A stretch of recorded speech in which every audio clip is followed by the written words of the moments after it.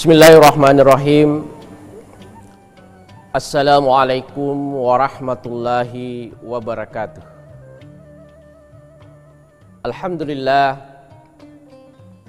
Alhamdulillahilladzi arsala rasulahu bil huda wa dinil haqq liyuzhirahu ala dini kullihi walau karihal musyrikun. Asyhadu an la ilaha illallah wa asyhadu anna Muhammadar Rasulullah. Allahumma salli ala Sayyidina Muhammadin wa ala alihi wa sahbihi ajma'in. Qala Allah Ta'ala fil Qur'anil Karim, A'udzu billahi minasyaitonir rajim. Bismillahirrahmanirrahim. Ya ayyuhalladzina amanu la tuqaddimu baina yadayillahi wa rasulih. Ittaqullah innallaha sami'un alim. Sadaqallahul azim. Jamaah pemirsa TV One dimanapun kalian berada, alhamdulillah, kepada Allah senantiasa kita bersyukur, memanjatkan puji syukur kehadirat Allah Subhanahu wa Ta'ala atas segala rahmat inayah yang kita diberikan kepada kita sampai pada detik ini. Yang kedua adalah salawat kepada Rasulullah Sallallahu Alaihi Wasallam sebagai nabi dan rasul panutan kita, yang tentunya kita diharapkan untuk senantiasa istiqomah untuk mencintai dan bersalawat kepada Rasulullah Sallallahu Alaihi Wasallam. Allahumma salli ala Sayyidina Muhammad. Jamaah pemirsa TV One dimanapun Anda berada, ketika kita ditanya nareko natanaiki rufa natanaiki tawe, kita ditanya apakah kamu ingin masuk surga, maka sebagai orang yang beriman, sebagai orang yang berakal, pasti jawabannya adalah ya. Kenapa? Karena kita menyadari bahwa kita tahu diri semakada surga itu adalah tempat yang paling luar biasa indahnya, tempat yang sangat indah dan sangat menyenangkan, sehingga kalau orang berakal pasti menginginkan masuk surga. Oleh karena itu, untuk mendapatkan surga Allah Subhanahu wa Ta'ala, kita butuh yang namanya ridho. Artinya orang yang masuk surga itu adalah orang-orang yang diridhoi oleh Allah Subhanahu wa Ta'ala. Ya. Oleh karena itu, untuk menggapai ridho itu, tentu ada kiat-kiat yang diajarkan oleh agama kita, yang diajarkan oleh Rasulullah Sallallahu Alaihi Wasallam untuk menggapai ridha Allah Subhanahu wa Ta'ala. Apa yang pertama? Untuk menggapai ridha Allah Subhanahu wa Ta'ala, kiat yang pertama atau jalan atau cara yang pertama, yaitu mendahulukan segalanya untuk Allah. Ya. Segala aktivitas kita, segala apa yang kita lakukan, agi ia difegau, maka dahulukanlah Allah. Ya. Apa yang kita lakukan, aktivitas yang kita lakukan, dahulukan Allah. Bismillahirrahmanirrahim. Dahulukan Allah. Ya. Ada contoh seperti kisah yang pernah terjadi pada Nabiullah Musa alaihi salam. Pernah suatu ketika Nabi Musa alaihi salam terkena sakit gigi. Jadi ternyata Nabi Musa juga pernah terkena sakit gigi. Ya, kita paham, kita tahu bersama bahwa sakit gigi itu dalam bahasa kita itu degaga jago. Ya, tidak ada jago, tidak ada orang hebat. Bahkan Nabi Musa sendiri terkenal dengan salah satu nabi yang paling kuat yang pernah ada yang diutus oleh Allah. Jauh kupedi isi tobat. Ya, tobat. Ya. Sehingga pada saat itu Nabi Musa kemudian memohon kepada Allah, "Ya Allah, ya, berikanlah saya petunjuk apa yang saya harus lakukan untuk mengobati, menyelesaikan persoalanku ini. Ini sakit saya, gigi saya sakit sekali." Ternyata Nabi Musa pun minta ampun karena sakit giginya. Ya. Sehingga dibalas atau dijawab oleh Allah Subhanahu wa taala, maka dia diberikan petunjuk bahwa, "Wahai Nabiku Musa alaihissalam, ambillah rumput itu dan kunyalah, maka itu akan menjadi obat bagi kamu." Sehingga pada kesempatan itu Nabi Musa mengambil rumputan itu, kemudian dia mengunyah. Setelah dia kunyah, alhamdulillah, ternyata giginya sembuh total. Sehingga pada kesempatan yang lain, beberapa saat kemudian, ya, beberapa hari kemudian, giginya sakit kembali. Mafadi isin nafimeng. Sehingga dia kemudian, karena dia tahu bahwa obatnya adalah rumput ini, maka dia mengambil rumput itu. Nalai ya rumputannya. Dia mengambil rumput itu, kemudian dia mengunyah dengan rerumputan yang sama. Dia pakai, dia gunakan itu, mengunyah rumput itu. Tapi apa yang terjadi? Dena faja mafadi isinna. Tidak berhenti sakit giginya, bahkan sakit giginya tambah sakit lagi. Makanya dia mengeluh kepada Allah Subhanahu wa taala, dia berteriak kepada Allah Subhanahu wa taala, "Ya Allah, ini kan rumput yang sama.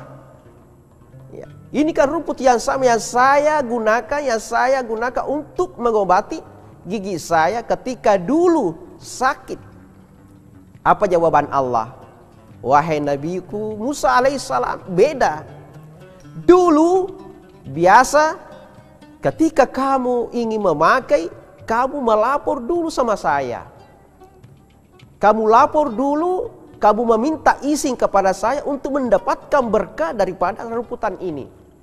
Ya maku kue langsung muala tanpa meminta izin ridho kepada aku." Sehingga apa yang terjadi? Tidak sembuh. Artinya apa? Bahwa apapun yang ingin kita lakukan, gunakan hendak diisi degaga jago.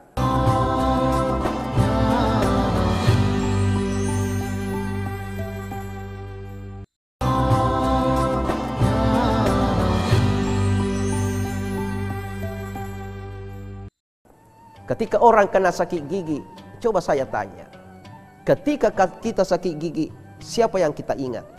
Ningga dia ngerang. Kebiasaan orang kalau sakit gigi, semua memanggil ibunya. "Weh Indoe, di apa tuh? Sakit sekali. Wahai bapakku, wahai mamaku, sakit sekali." Berteriak, "Kenapa sakit sekali?" Ya. Ketika orang sakit giginya, siapa yang diingat? Dokter. Siapa yang diingat? Apotik, obat dan sebagainya. Pernahkah kita berpikir satu kali saja kita kemudian mengingat Allah, melaporkan segala keluhan kita kepada Allah? Kita, agama kita, Allah tidak melarang kita untuk berikhtiar, untuk pergi ke dokter, untuk makan minum obat. Tapi kata Allah, lapor dulu sama saya. Ya, minta dulu restu, ridho kepada saya, supaya saya memberikan khasiat kepada obat itu. Dengan cara apa ya Allah? Sakit gigi saya sudah sakit luar biasa ya Allah. Saya ingin pergi ke dokter, pergi ke apotik. Jadi kalau wasilah dokter itu jadikanlah wasilah obat itu supaya bisa menyelesaikan, menyembuhkan gigi saya. Itu adalah orang yang beriman.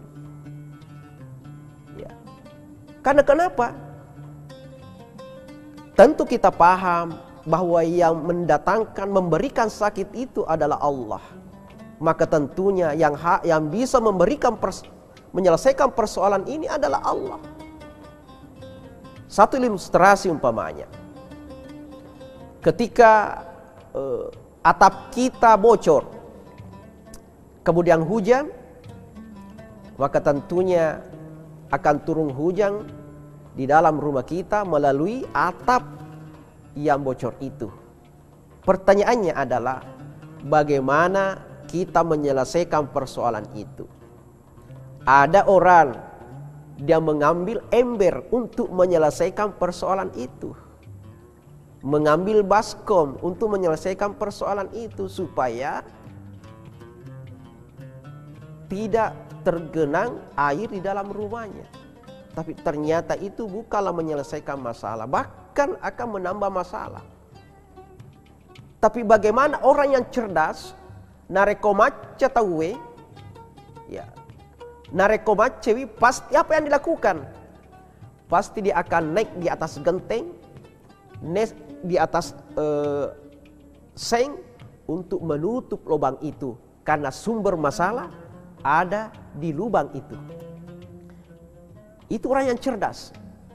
Sehingga sebagai orang yang beriman, ketika kita kena masalah, maka sebagai orang yang beriman dan orang yang cerdas, maka datangi orang yang memberikan masalah. Siapa itu? Ya Allah. Allah. Bersujudlah kepada Allah, minta kepada Allah untuk menyelesaikan segala persoalan kita. Jamaah TV One, dimanapun Anda berada, ini yang pertama. Untuk menggapai ridha Allah adalah banyak-banyak mengingat Allah, dahulukan Allah atas segala apa yang kita lakukan. Yang kedua adalah banyak-banyaklah beristighfar kepada Allah Subhanahu wa taala. Mohon ampun kepada Allah. Di dalam Al-Qur'an, Bismillahirrahmanirrahim. Fakultustakbiru rabbakum innahu kana ghaffara. Yursilis sama alaikum midarara. Wa yumdidakum bi amwali wa banin. Wa yaj'al lakum jannat. Wa yaj'al lakum anhara. Ya. Ini ayat disampaikan oleh Allah kepada kita sebagai jalan untuk menyelesaikan masalah kita. Dengan cara apa? Istighfar. Karena biasanya kita sebagai manusia, kita memahami, dipahami makadah. Istighfar itu hanya untuk ketika kita melakukan perbuatan dosa. Kita berdosa kepada Allah baru kita istighfar. Ternyata jauh daripada itu. Kalimat istighfar luar biasa khasiatnya, bisa menyelesaikan segala persoalan kita. Apa buktinya? Pernah suatu ketika Imam Hasan Basri didatangi oleh orang yang ingin menyelesaikan persoalannya. Ya, Abu Hasan Al-Basri ini adalah salah satu ulama terkenal pada masa itu. Dan tempatnya masyarakat bertanya untuk menyelesaikan segala persoalannya. Pernah suatu ketika dia bersama dengan muridnya di tempat dia mengajar. Mungkin dalam bahasa kita sekarang adalah tempat, ada pesantrennya. Maka datanglah salah satu masyarakat bertanya, duduk di hadapan Imam Hasan Al-Basri. Wahai guru kami, bahwa saya punya masalah, saya punya persoalan di kampung saya. Apa kata Hasan Basri? Aga masalahmu, maga kombo. Ya, kenapa? Apa kata orang ini? Bahwa di kampung saya terjadi paceklik, kekeringan yang berkepanjangan, sehingga tidak ada satupun tumbuhan, tidak ada satupun sawah yang mengalir airnya, sehingga hasil panen kami tidak ada sudah bertahun-tahun, sehingga masyarakat sangat menderita karena paceklik ini. Oleh karena itu, wahai Syekh, berikanlah solusi yang terbaik untuk menyelesaikan persoalan ini. Apa kata Syekh Imam Hasan Al-Basri? Singkat, istaghfiru rabbakum. Kembalilah, lesuno ku kampomu, lesuno ku kampomu.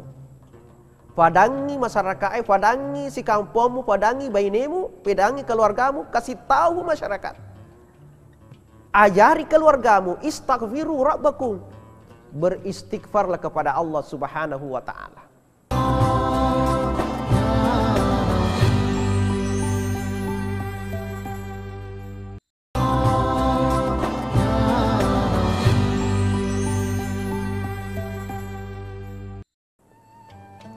Ya, maka pula lah orang ini membawa bekal bahwa untuk menyelesaikan persoalannya adalah dengan banyak-banyak istighfar kepada Allah. Tak lama kemudian datang orang kedua. Wahai Syekh, saya punya persoalan, engkau tahu masalahku. Maka dari Imam Hasan Al-Basri, agato simbo iko masalahmu. Aga masalahmu, apa masalahmu? Apa kata orang ini? Bahwa saya sudah bosan miskin, bosan nak mafadi. Saya sudah bertahun-tahun hidup dalam keadaan kekurangan, hidup dalam keadaan kemiskinan, sehingga anak-anak saya, istri saya merasa menderita, dan saya sangat kasihan melihat mereka. Oleh karena itu, wahai Syekh Imam, berikan salah solusi untuk menyelesaikan persoalan saya ini, persoalan keluarga saya ini. Apa jawaban beliau? Istaghfiru rabbakum. Kembalilah, lesuno ku kampungmu. Ajarkan kepada anakmu, ajarkan kepada istrimu, istaghfiru rabbakum. Beristighfarlah kepada Allah Subhanahu wa ta'ala. Ya, maka kembalilah orang ini. Tidak lama kemudian datanglah orang ketiga. Ya. Orang ketiga ini ternyata juga membawa masalahnya. Jadi ternyata orang itu, ya, setiap orang punya masalah, Pak. Terlihat dari ini, masyarakat punya banyak masalah. Kita pun banyak masalah, ada masalah. Tidak ada orang yang tidak ada masalahnya. Maka tidak salah, biasa kita lihat ada di mobil truk itu di belakangnya itu. Biasanya kita lihat logo, lihat tertulis di belakangnya itu apa? Padahal lasah. Artinya apa? Semua orang ada masalahnya. Ya. Terbukti ini tadi orang ketiga juga datang membawa masalah. Apa kata Imam Hasan Al-Basri? Kamu apa masalahmu? Ya. Agato iko masalahmu, apa masalah kamu? Kenapa datang di sini? Apa kotoran ini? Wahai guru kami, imam kami, saya ini sudah bertahun-tahun sudah menikah. Sudah lama, berpuluh-puluh tahun saya menikah. Tapi sampai hari ini, sampai pada detik ini, saya belum mendapatkan keturunan. Saya belum mendapatkan anak. Saya belum mendapatkan memperoleh momongan. Inilah keluh kesahnya orang ini. Dan itu biasa dan lumrah itu terjadi. Karena memang seperti itu ketika kita sudah menikah, Pak. Puraki boting, puraki mak bene. Tentu apa harapan kita setelah itu adalah ingin memiliki anak, loki pun anak. Sehingga kalau kita 10 tahun, 20 tahun sudah menikah, degaga anak tak.